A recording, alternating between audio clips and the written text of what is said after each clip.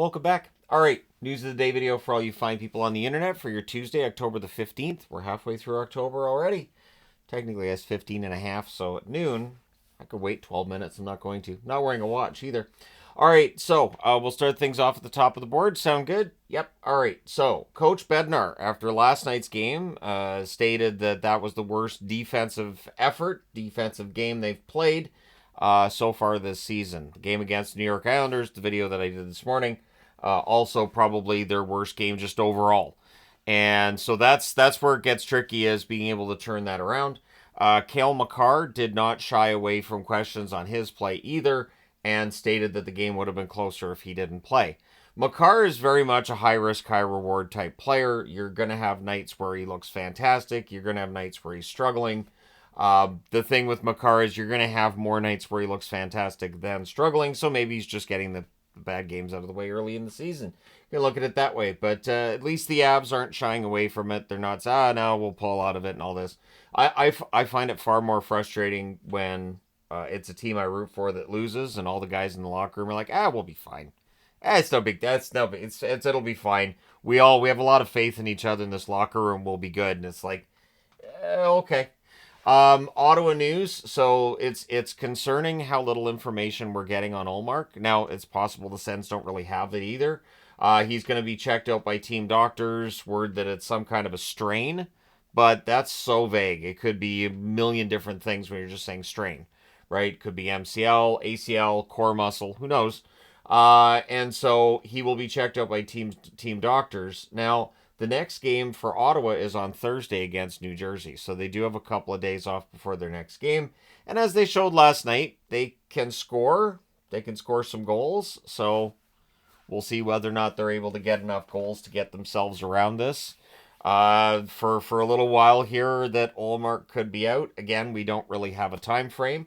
I would think after the doctors check him out, we'll have more of a time frame on Ullmark.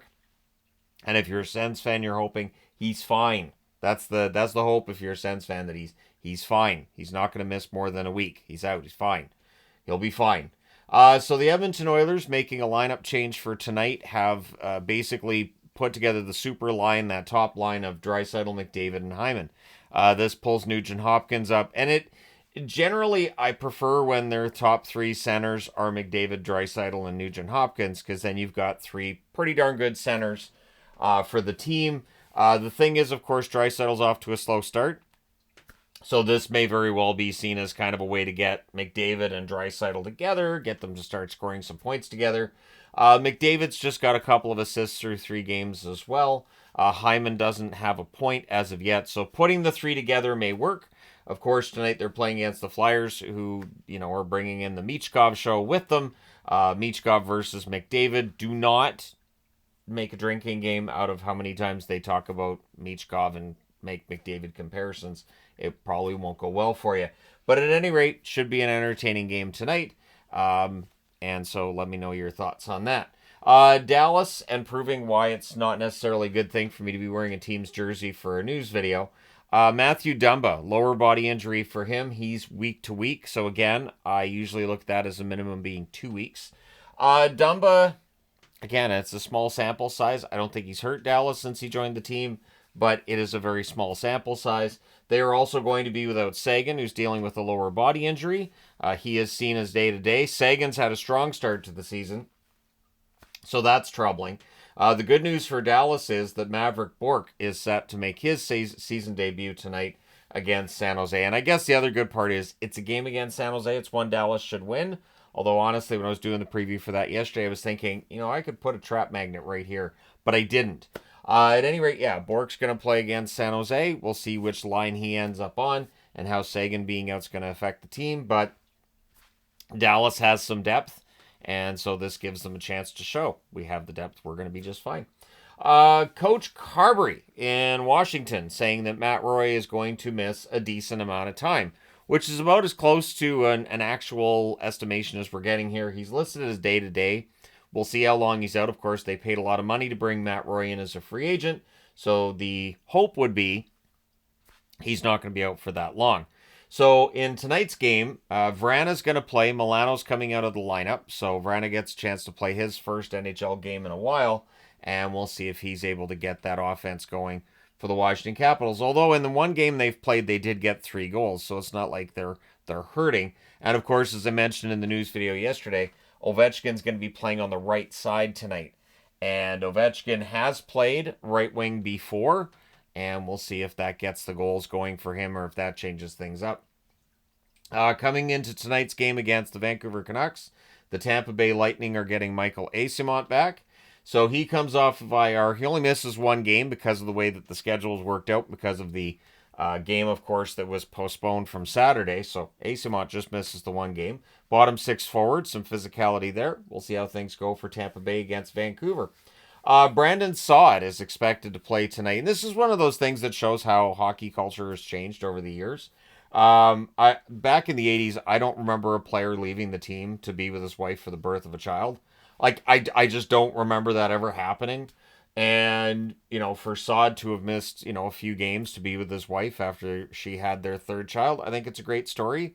And I think it's good. I think it's a good thing. And so, yeah, Saad hopefully gets a goal tonight. We'll see how things go. They're playing against Minnesota, so they're going to need Saad in the lineup. And it should be entertaining. St. Louis and Minnesota games usually are. The waiver wire, relatively quiet. There's 1 name on the waiver wire today, that being Joakim Ryan. Joakim Ryan, of course, Carolina Hurricane. And so he'll very likely clear waivers and go to the minors. He spent most of his career in the AHL as is. And so that's the only player on waivers today. Good news for Canucks fans. Tyler Myers, it looks like, will play tonight against the Tampa Bay Lightning. Of course, that was a concern when he got hurt in the last game, but it doesn't look like he's going to miss a full game. We'll see what kind of shape he's in, whether he's 100% or if he's, maybe 85, 95%, somewhere in that range. But Myers playing tonight is, I think, good news for the Vancouver Canucks. And Celebrini, because of when he was placed on the injured reserve, he is eligible to come off of the injured reserve and potentially play on Friday against the Winnipeg Jets. Without Celebrini, it is quite noticeable for the San Jose Sharks. That's why going into tonight's game between San Jose and Dallas, I didn't put the trap magnet up. If Celebrini was playing, I may very well have viewed that as a trap game. But if Celebrini had played the last game, I think they may very well have beaten Anaheim. He is an exciting player to watch, and hopefully he is in their lineup tonight. But we shall see how that all turns out. And of course, for me, for tonight, I will not be watching the 9 National Hockey League games that are going on. I will be doing a review when I get home. I will be getting home probably pretty darn late.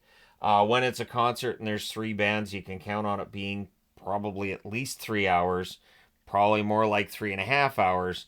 And then combined with the drive time coming home from Vancouver, it's going to be a late night. But I will still put together boards. I will still do the review. And we'll still discuss the 9 games, just it'll be long after they're done. But if you're in Europe, good news. You're going to wake up and you're going to be like, hey, what am I going to watch? And you're going to be like, oh, THG just posted a video. Thanks. So, it may very well be as late as like the power rankings were on Saturday kind of thing. But it still will be entertaining to see how these games go. I do track the games too while I'm at the concert. I still, I'll still refresh. But there was nothing that was going to take me away from this concert. Well, at the time I bought the tickets, obviously the NHL schedule wasn't out yet for 2024, 2025. But I knew it was on a Tuesday. I was like, Tuesday on middle of October. It's probably going to be a busy night in the NHL. I had actually expected 12 or 13 games. So 9's not as bad as I had expected. And so we'll see how it goes tonight. But I'm excited about going to that. And I think it should be a lot of fun. I know my wife's excited to go as well. So, yeah, thank you guys so much for all your support as always. If you're going to go to the Evanescence concert tonight, maybe I'll see you there. But yeah, it should be a fun one. Thank you guys so much for all your support. Hit like and subscribe in the event you've not done so already. And don't worry, I don't have any other concerts coming up. I'm not going to any Vancouver Canucks games. But I will be taking the occasional night away from watching hockey to spend some time with my lovely wife this season. I've already baked in which dates. So it's not spontaneous, but it's still there's dates there. And I told her, put those in your calendar. Make sure that you hold me to it. So yeah, she's gonna make sure she holds me to it. Anyways, thank you guys for all your support. It is greatly appreciated, and I will talk to you again soon.